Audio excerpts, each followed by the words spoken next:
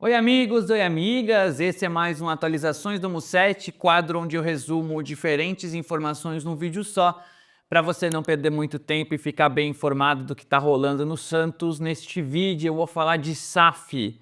Tá mais próximo mesmo? O que vai acontecer na reunião do Conselho da próxima terça-feira? Vou contar novos bastidores da janela de transferências, uma resposta do presidente Marcelo Teixeira sobre o que o Santos já fez na janela e o que ainda pode fazer, e responder a vocês se o Santos vai comprar o Zé Ivaldo, que foi de descartado a titular, e como ficou a situação do zagueiro. Antes eu peço para que você se inscreva no canal, se você ainda não é inscrito, que você curta, comente, dê o hype, ative as notificações. Tudo isso é gratuito e ajuda muito esse canal a continuar crescendo. Estamos perto dos 50 mil inscritos em menos de 2 meses do canal. E também sugiro que você avalie se tornar membro. Se não aparecer o botão Seja Membro aqui embaixo, na descrição tem um link que te leva direto para os níveis bronze, prata e ouro, onde você pode ter vídeos e lives exclusivas ou até um grupo no WhatsApp comigo. Vamos lá ao assunto SAF. Antes só quero dar um pouquinho de contexto. É um assunto que eu evito, assim como o da Arena, porque é uma coisa que vai e volta, e toda vez que é publicado, quando é Arena, parece que o Santos vai demolir a Vila no dia seguinte. Quando é SAF, parece que daqui a uma semana o Santos vai comprar o Cristiano Ronaldo e o Messi. Tudo precisa ter muita cautela, são processos difíceis, muitas dessas questões são usadas politicamente, então eu tenho muito cuidado para falar. Os meus assinantes no Instagram, os meus membros aqui no YouTube sabem o quanto eu sou meio cético com esses assuntos, mas de fato temos novidades. Eu vou repercutir aqui a matéria do Diário do Peixe e trazer também a minha apuração. Estou com as minhas anotações aqui, mas para dar o meu pitaco, trazer as minhas respostas, o que eu tenho de informação e também o que eu tenho de feeling sobre essa questão. Vamos aos fatos, primeiramente. Na próxima terça-feira à noite, haverá uma reunião do Conselho Deliberativo fechada. Isso, para mim, já é um grande erro. A imprensa estava acostumada a acompanhar reuniões do Conselho Deliberativo, inclusive quando o Marcelo Teixeira era presidente do Conselho. Hoje o presidente do Conselho é o Fernando Acauí. As reuniões são todas fechadas para a imprensa, todas, e de um tempo para cá, essa questão de menos transparência já foi aumentando. Por exemplo, da última vez, quando eles foram apreciar o relatório do segundo trimestre, os conselheiros não receberam a documentação antes. Eles tiveram que ver na reunião. O que é natural é que com o tempo recebam esse documento para avaliar e ir para a reunião já munido, né, das informações. Então, é algo que de um tempo para cá tem acontecido. De fato, a transparência nessa gestão do Fernando Acauí, em termos de reunião do Conselho Deliberativo, ela não existe. E aí, dessa vez, isso foi levado à 10ª potência, quando a reunião vai ser fechada, como já era, e os conselheiros vão ter que deixar o celular na frente. Eles vão chegar na Vila Belmiro, deixar o celular em uma gavetinha e assistirem a reunião sem poder conversar com a família, gravar, correndo o risco aí de uma ligação aparecer, porque existe o temor de vazamentos. Então a mensagem que os conselheiros receberam, eu vou ler aqui para vocês, vai aparecer na tela. A mensagem é a seguinte: senhores e senhoras conselheiros e conselheiras, a Comissão de Estatuto convida os nobres conselheiros para uma reunião informal presencial, já não tem a reunião virtual, dia 9 de setembro às 7h30 da noite, para apresentação de adequação do Estatuto Social, capítulo SAF, com a presença do Dr. Rodrigo Monteiro de Castro, que é um profissional especializado que foi contratado para esse tema. Não serão permitidos celulares durante a reunião. Os mesmos ficarão retidos na entrada do salão. Essa foi a mensagem que os conselheiros receberam para essa reunião. E aí, antes de adentrar mais o assunto SAF e ler umas mensagens para vocês, essa reunião não vai votar a alteração no estatuto. Vai ser uma reunião para esse advogado, o Dr. Rodrigo, apresentar o que precisa ser feito. Hoje em dia, há avaliações diferentes. Há quem diga que o estatuto está pronto para receber uma SAF, para o Santos ser vendido. Outros indicam que não, que a venda acima de 49% das ações não estaria permitida nesse estatuto. Então, como especialistas que não são santistas, né, os profissionais contratados do mercado para avaliar o estatuto têm visões diferentes, a gente falou, vamos fazer o que for suficiente para que não existam mais essas dúvidas. Só que não dá para votar a alteração no estatuto, tipo assim, vamos mudar só esse parágrafo do estatuto. Você vota a adequação no estatuto inteiro. Então é algo que precisa primeiro ser adequado, conversado, discutido, e aí sim uma nova reunião poderia ser marcada para a votação da mudança de estatuto. Nessa reunião, o presidente Marcelo Teixeira deve dizer, primeiro, por que a reunião foi fechada. Isso é uma decisão do Fernando Acauí, mas para evitar vazamentos, isso conversado com quem comanda, com quem gere o clube, e dizer que o Santos não está distante de ser uma SAF, que existem interessados e é por isso que essa reunião está rolando. Ele propôs celeridade ao processo para que, como é uma questão complexa, isso vai ter marcado uma votação, depois vai ser levada para a Assembleia de Sócios, algo que demora muito, e a gestão atual diz que está propensa a tornar o Santos SAF ainda nesse mandato, que vai até dezembro, então por isso quer que as coisas sejam aceleradas, né? E aí eu vou ler as mensagens antes de trazer outras informações e também o meu sentimento sobre isso. Eu mandei a mensagem do Diário do Peixe e aqui a grande apuração do Diário é que a XP, que é uma empresa super conhecida do mercado, teria definido o valor de mercado do Santos, o valuation, em 2 bilhões e 200 milhões de reais, o que seria a maior venda de uma equipe brasileira. A matéria também diz que os interessados são do Catar e o Kia Yorabichan, empresário lá da MSI, no Corinthians, hoje com um grande caminho no futebol inglês. E aqui, com todo respeito ao Diário, tá? Eu vou ler as respostas que eu tive de uma fonte que eu confio. Impressionante como esse pessoal chuta sem propriedade. Eu acredito fielmente que o Giovanni Martinelli não tenha chutado, tá? De novo, só tô lendo as mensagens que eu recebi. Mas de fato será a maior venda entre os clubes brasileiros, mas o valor não foi esse. E aí eu falei, o texto também fala de 2 interessados, um grupo do Qatar e o Kia. E a resposta, fake também. Eu falei, então o que é verdade? E aí a resposta foi, a reunião do conselho é exclusivamente para a mudança estatutária. Precisam autorizar a mudança do estatuto para permitir a venda de mais de 49%, que é hoje.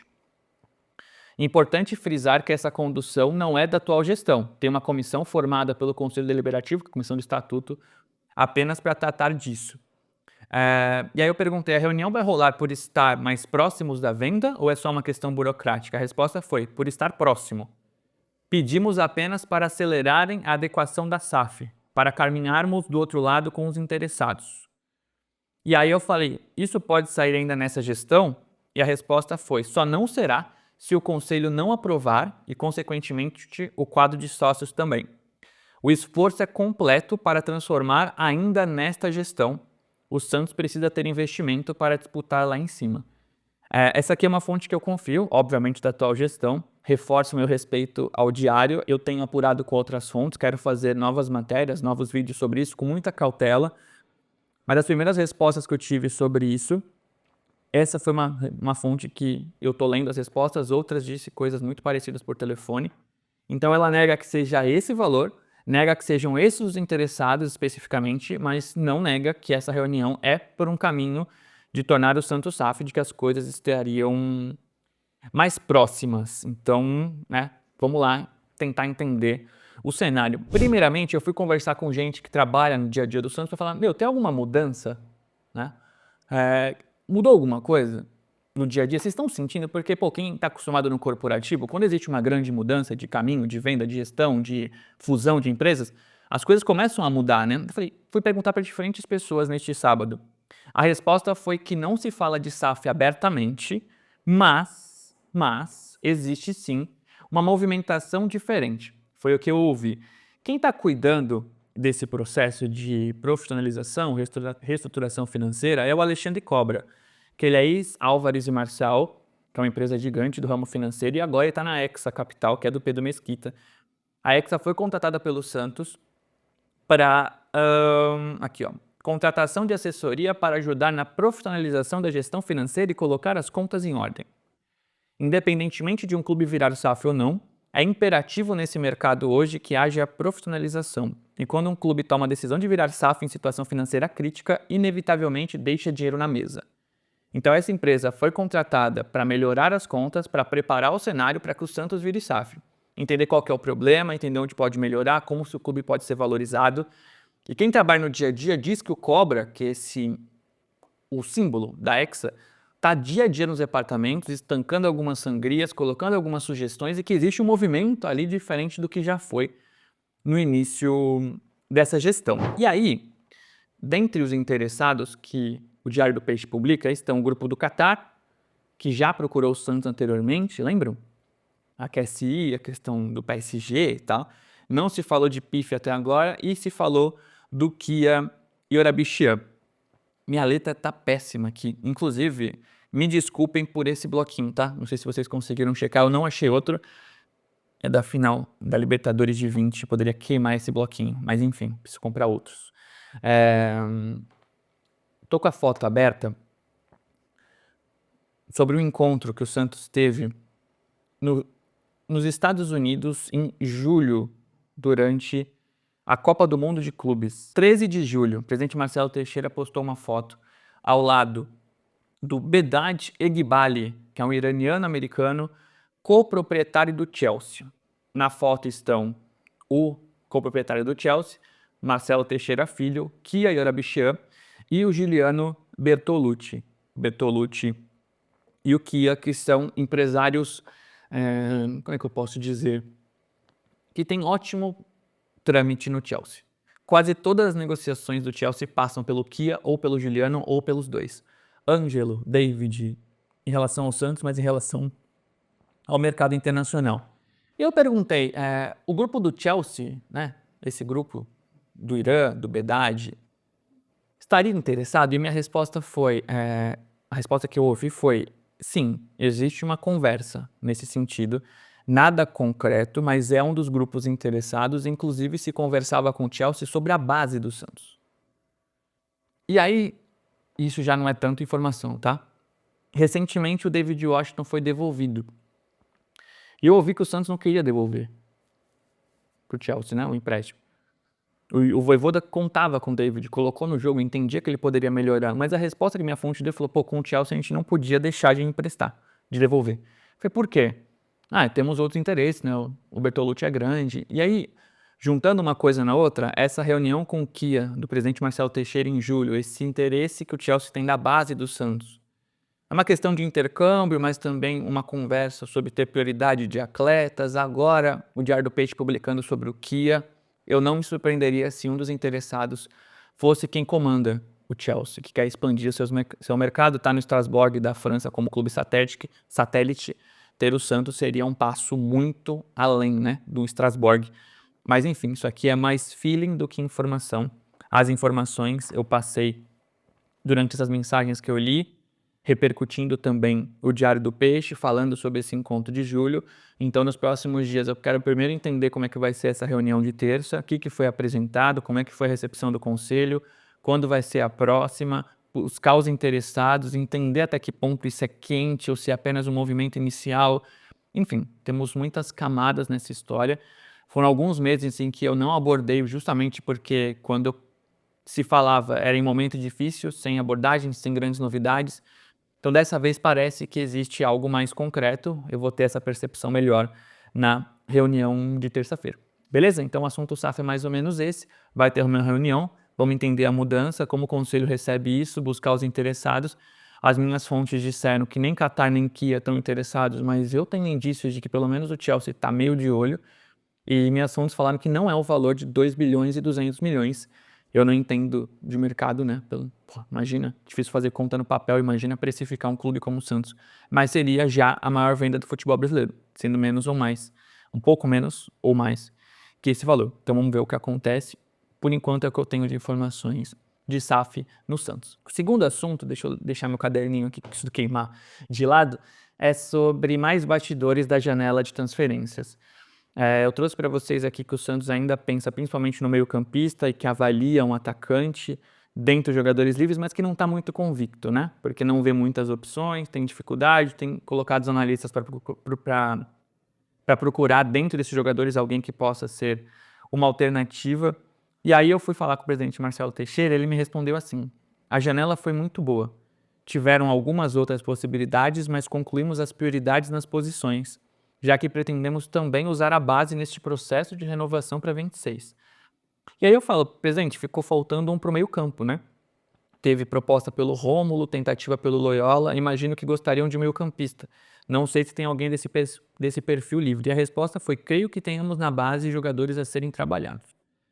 Eu não vejo hoje no 20 alguém que possa subir para fazer essa camisa 5, sabe? Tem o Gustavo Henrique, o Gustavinho, né? Tem o Kenai, o Rian é camisa 8, o Bom Tempo é mais 8, o Rincon e o Schmidt não estão bem, né? O Zé Rafa também quer jogar como 8, o Vitor Hugo é 8 ou 10. Mas diante dessa resposta do Marcelo que eu tenho ouvido de movimentação, que desde terça foi que o Santos não fez nenhuma proposta, eu acredito que o Santos esteja olhando, monitorando, mas que não tenha muita convicção de buscar reforços e que vai esperar o jogo contra o Galo, talvez o jogo contra o São Paulo, entender se o Willian volta e se volta bem, se o Lautaro começa bem, porque aí o Santos diminuiria um pouco essa vontade, esse esforço, essa tentativa por novos reforços. E aí eu quero trazer um novo bastidor da janela, que é de como o Alexandre Matos atua. Ele gosta de atuar na reta final da janela, por entender que ele observou o suficiente, que as oportunidades aparecem. E na terça-feira ele chegou no departamento jurídico do Santos pela manhã cedo, tipo 9 da manhã, e foi embora às 7 da noite. Ele fez uma força-tarefa lá com o pessoal e só parou para comer. E ele foi buscar comida no McDonald's. Então o drive-thru ali da Santa Casa, para quem conhece, foi, buscou lanche para todo mundo, voltou, eles ficaram enfurnados na sala, tentando negociar. E aí falaram, cara, o Matos negocia muito bem, ele deixou as coisas para a última hora sob controle, o papo do Adonis Frias saiu um pouco da mão dele, depois ele conseguiu convencer, deu aquele truco com o Dória, trouxe o jogador, mas o Matos ele gosta de atuar na reta final da janela. Então eu não me surpreenderia se no final do mês, vendo as opções que sobraram, talvez o Santos faça alguma movimentação em caso de necessidade. Eu não vejo o Santos contratando jogadores livres nos próximos dias antes do Atlético Mineiro.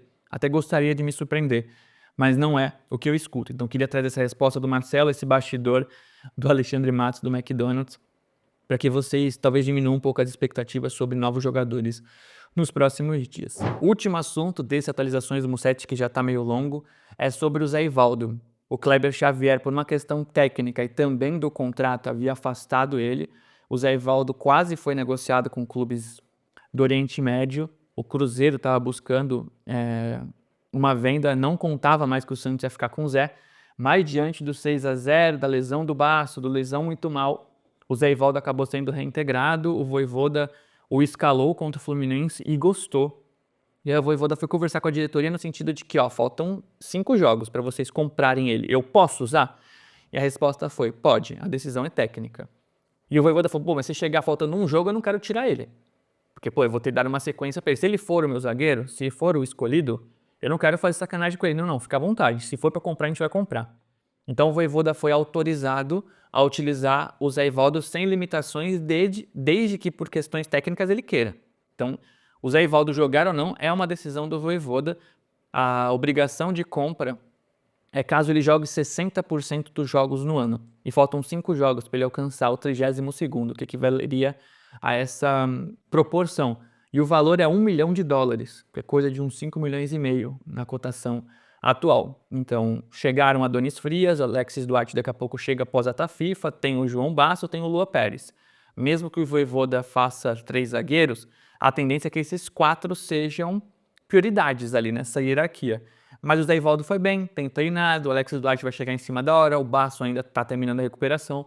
Eu não me surpreenderia com o Zé Ivaldo titular contra o Atlético Mineiro. O time ainda vai ser esboçado, eu não tenho essa informação. O Vojvoda tem feito testes, coisas mais específicas, mas o Zé Ivaldo está autorizado a jogar e o Santos pode comprá-lo se ele fizer mais 5 jogos. Beleza? Então falei de SAF, mais bastidores da janela, Zé Ivaldo. Obrigado a quem assistiu até o final.